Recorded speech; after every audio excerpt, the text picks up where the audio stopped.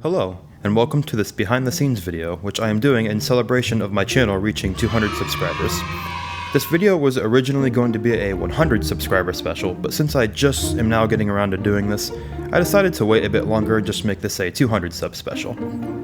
This is technically my second behind the scenes video, but the first one where I'm actually talking, so there you go. My grand voice reveal. Today, I will be doing an analysis of some of the music I composed. I'll discuss some musical aspects of the songs, what my inspiration for them was, the instrumentation and the why behind it, maybe even a track-by-track analysis of some of them.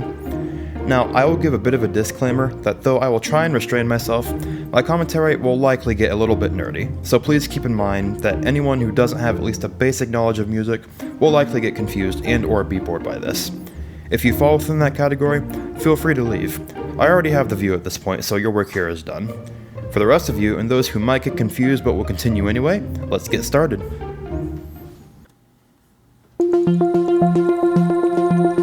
For my first analysis, we're going to take a look at my first GarageBand song, Waterfall. Though I can't remember the exact date, I composed this roughly around the spring of 2018. There was no specific inspiration that drove the creation of this piece, and was more a result of me fiddling around with the app on my phone.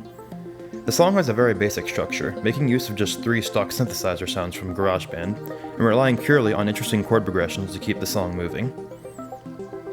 The reason why I titled this piece Waterfall is because one of the stock synth sounds had water sound effects in it.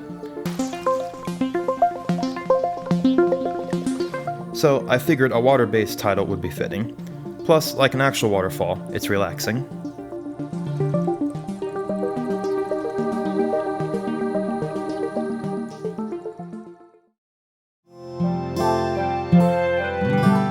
The next piece to go over is called Summer Snow, a song I wrote in the June of 2020. I was inspired to write this when I was hanging out with a couple friends outside one evening, and around us, lots of cottonwood was flying through the air from the various cottonwood trees around us, making it appear to be snowing. The form of this song is reminiscent of an ABA form, with the first idea introduced after the intro,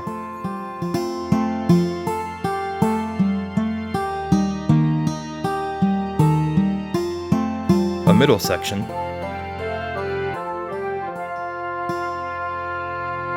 and then a return to the first idea at the end.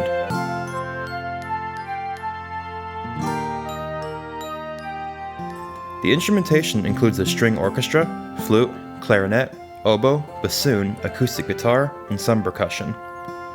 Like a lot of the string writing in my earlier days of composing, that part in the song was used to outline chords and isn't particularly interesting.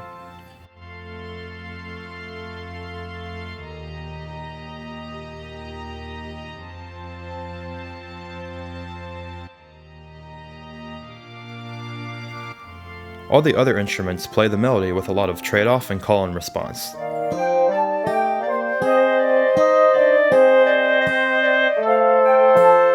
As for the percussion, unfortunately I seem to have lost the version of this project that contains the percussion part, but it can still be heard in the recording.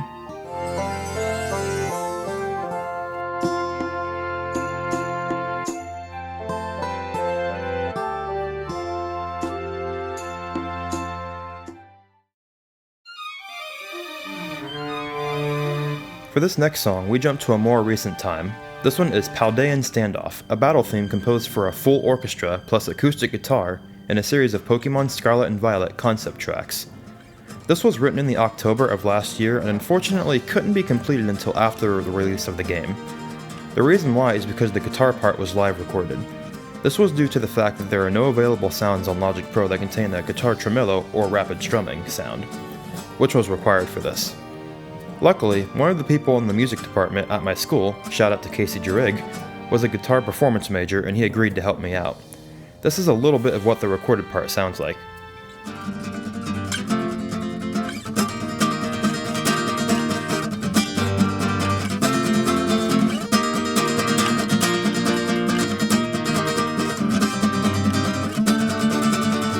I went through all the trouble to get this part recorded because it really drives the piece forward and overall makes it sound more exciting.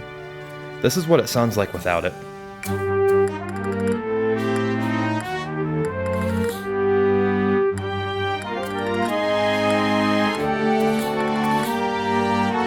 It's alright, but when you add the guitar part,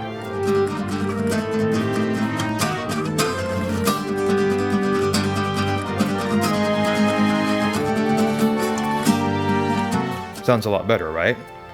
My thought process when writing this was to base the song off of music that you would hear in the real-life country that the Paldea region is based off of, which is Spain. The primary key of this piece is G minor and makes use of a variety of Spanish-inspired chord progressions. I do plan on remixing this at some point in the future with better instrument samples and some more editing on the guitar part.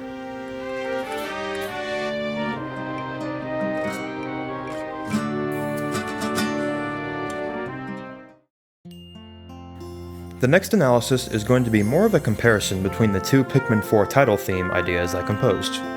The first one was written in the April of 2020 and is actually the second composition I ever created with GarageBand.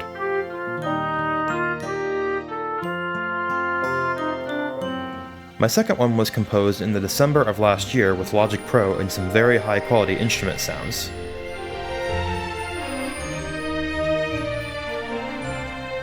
I think the comparison of these two can show how far I've come as a composer, but a lot of it also has to do with the better hardware as well. There just comes a point when that free application that comes with all Apple devices just isn't good enough anymore, you know? Though it has nostalgia for me, I've outgrown GarageBand at this point, which is why As the Journey Continues was my last GarageBand song. Again, it is a bit sad, but I can't go on to become a professional composer if I use programs like GarageBand to compose. Although, I guess some composers do use it, or at least parts of it. James Horner, one of my favorite film score composers, made use of a GarageBand stock synthesizer sound in the end credits to the 2001 film A Beautiful Mind.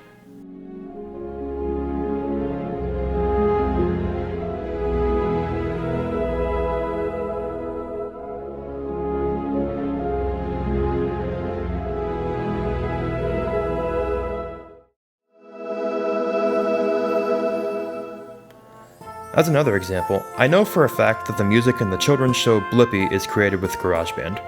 Why do I know this? Well, like I've already established, I'm a nerd. The instrument samples in GarageBand have a very unique sound, and I've heard them used in the show's music multiple times.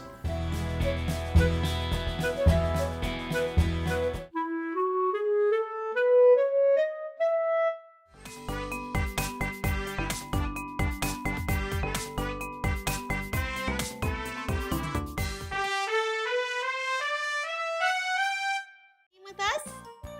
Cool. M-E-E-K-A-H! Mika!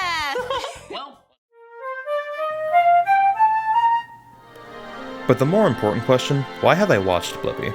Well, let me be clear, I wish I hadn't. As of now, I happen to be a preschool teacher at a daycare, so it's something I often have to suffer through. Okay, so I'm starting to get a little bit off topic, so let's focus back in with this next song, which is a remix of Pikmin's End of the Day theme. This is the song that has gotten the most views and likes on my channel so far, so I figured I could talk about this for a second. This short track was actually taken from an incomplete portion of my Pikmin Symphony, which I do plan on getting done at some point, and modified a little bit so that it would fit into the context of the game. That's pretty much it. There isn't anything super special about this, musically speaking. Pretty standard arranging and orchestrating. For the next song, we have yet another one of my Pikmin 4 concept tracks, titled Graceful Garden. This was composed back in March and actually has a bit of a funny story behind the creation of the musical ideas used in it. So I was in my dorm room at college one day and went out to get a drink from the water fountain in the hall. Well, I unfortunately had forgotten that the inside lock on my dorm room was turned, so when I got back, I discovered that I was locked out. Now, the only thing I had was the green cup I brought out, everything else was locked inside, including my phone, room key, and student ID. In fact, I wasn't even wearing shoes or socks. My roommate was currently at a vocal lesson, so I had to wait until he was done so he could unlock the door. During that time, I found a pen and notepad in my car and decided to sketch some ideas while I waited. I wrote down 3 of them, and 2 of the 3 are used in this song. Because I didn't have access to any kind of instrument or musical device while I was locked out, I had to come up with the main melodies in my head, so I decided to keep it simple, which is why this piece primarily uses a major pentatonic scale in the key of E flat. The 2 ideas used are as follows.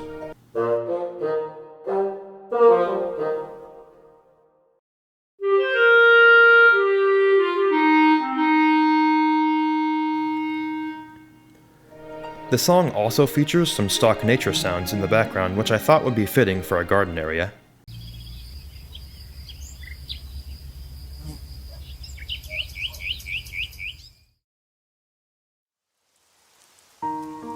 And last but not least, a bit of discussion on my series of lullabies I've composed.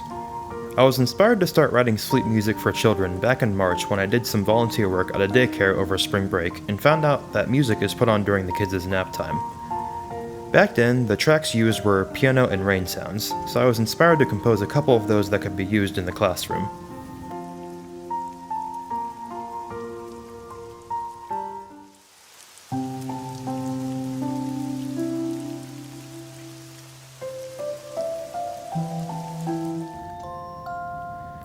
When I started working there officially once school ended, the new type of music used were music box lullabies, which prompted me to start composing those instead of the piano and rain tracks.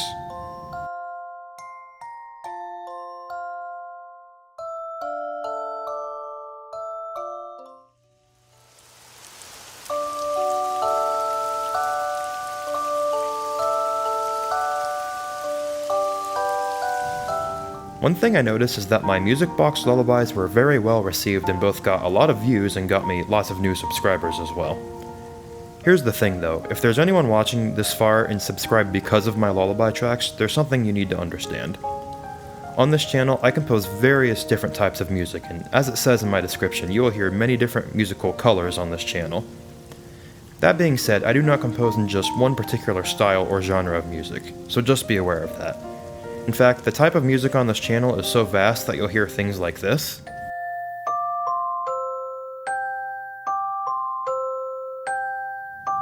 to this,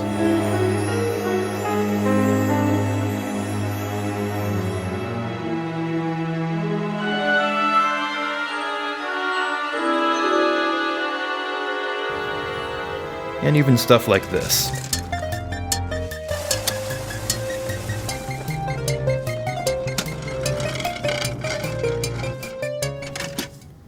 In regards to the lullabies, the most recent one, Reflections of Innocence, is going to be the last lullaby I composed for now, as I'd like to take a break from that genre for a while.